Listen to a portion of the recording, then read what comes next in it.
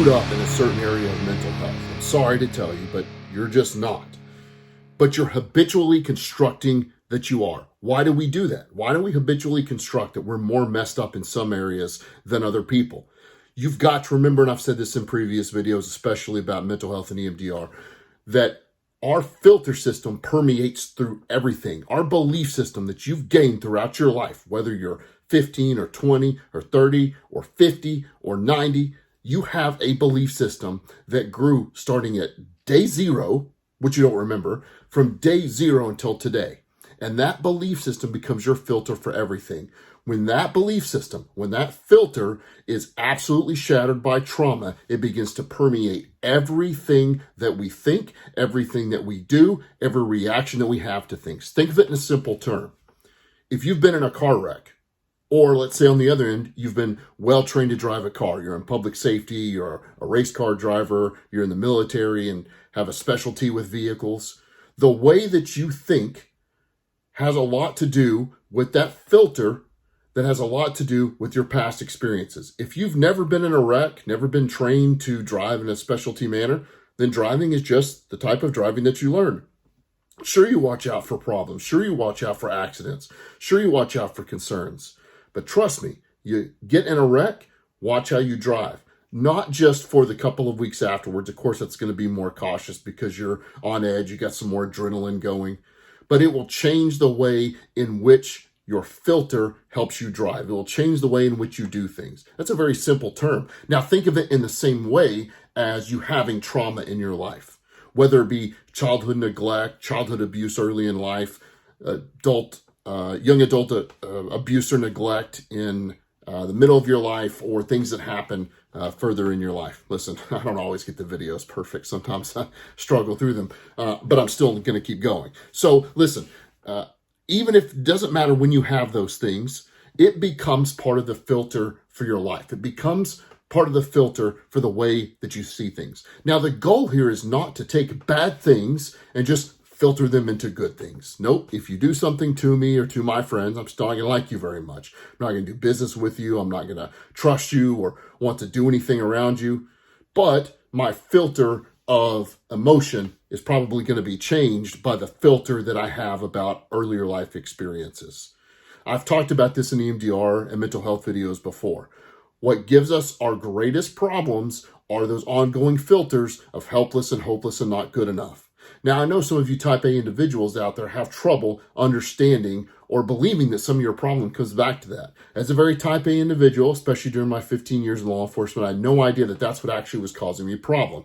I was the angry guy, hence the name, the Angry Viking Therapist. I'm sure you can figure out where it came from. I didn't make it up. It came to me by academia. Thought I was angry all the time, and to be fair, I was. But I was angry all the time because I was helpless and hopeless and not good enough. I have in previous videos some of the things that happened to me in law enforcement that left me feeling not good enough, that left me feeling kind of helpless and hopeless. It all started with a difficult collision. You could go back and find those videos earlier. And it wasn't the only thing that did that. It's just the one that kind of tipped the bucket over or filled the glass and it spilled over, so to say. But helpless and hopeless, not good enough. Mine came out as anger. Anger is a weak man's attempt at strength.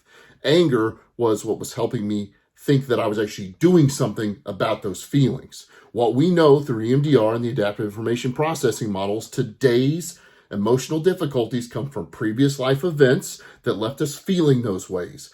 And now when events come up that even so much as tell the brain that they're similar, we go right back to helpless, hopeless, and not good enough. Think of it as a golden thread, if you will. Think of it as the thing that has been consistent in your entire life. The thing that I always see in my office and on my online program, the Angry Viking Mindset Method, is that when I say helpless, hopeless, and not good enough, sometimes people will balk at it a little bit because they feel that, no, they're just angry. But if we really get down into it, if we really get down into what's starting this filter and messing up this filter and causing these problems, and I say the words helpless, hopeless, and not good enough, their head drops, their shoulders drop, they shake their head, yes. Yeah, that's it. And you know that's it. So the fix for this is not just to decide, I'm not helpless, I'm not hopeless, and I am good enough. You can tell yourself all those things through self-help books all you want. I don't want to knock the mindset part. I don't want to knock the things that can help you improve that filter. That is an important part of how you see things now. But until you take care of the issues that left you feeling helpless and hopeless and not good enough, it's going to be the golden thread. It's going to be that filter. You're going to keep coming back to it. You can white knuckle your way into believing that you're better now, and eventually those things are going to come up again. So if you've gone up and down that way, why do you crash again? Because you didn't take care of the problem in the first place. Now, something important to understand is that doesn't mean you need to sit on a therapist's couch or come to something like an online program and tell us all about the horrible things that happened to you. Why do we need those details? You don't have to tell us those details again. It just re-exposes you to the trauma and reactivates that part of the brain that leaves you feeling that way. Now, if somebody came in and wanted to talk about those things, as therapists are all ears. We'll absolutely help you get that off your chest. It's cathartic. There is some truth to cathartic therapy, but you're still going to have to take care of the problem because the trauma is the trauma. And yes, it's hard. And yes, it impacts us. But the real reality, and I'll just repeat it again until people get it, is that feelings of helpless and hopeless and not good enough that it left us with. You are overreacting either to the depression and anxiety and guilt coming from those things, or you're overreacting in an anger manner to not have to feel those things. I'll be man enough now to admit that that's where I was.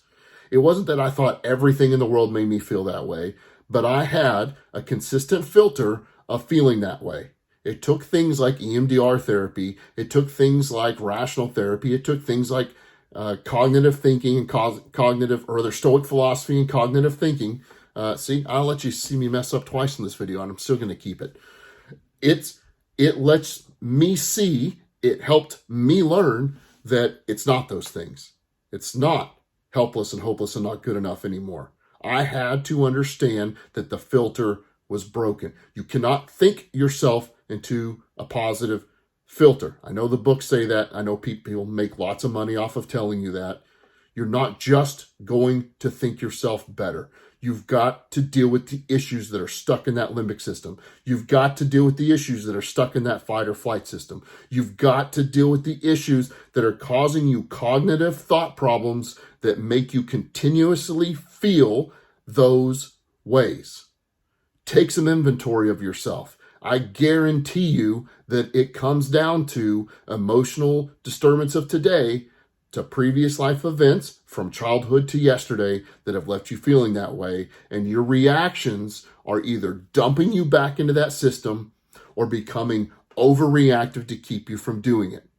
You need some help figuring it out? Go to theangryvikingtherapist.com. This is what I do. I'm an EMDR certified therapist, and we will figure out what the golden thread is for you. We will figure out through education, through talking, what is going on and get you back on the right path. This is the only path, folks. I tried for years to fight it even as a therapist.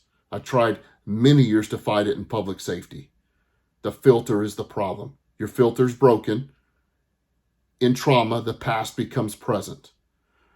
When that filter gets shattered by trauma, it is shattered. Get help. There's some of us that understand how to do it.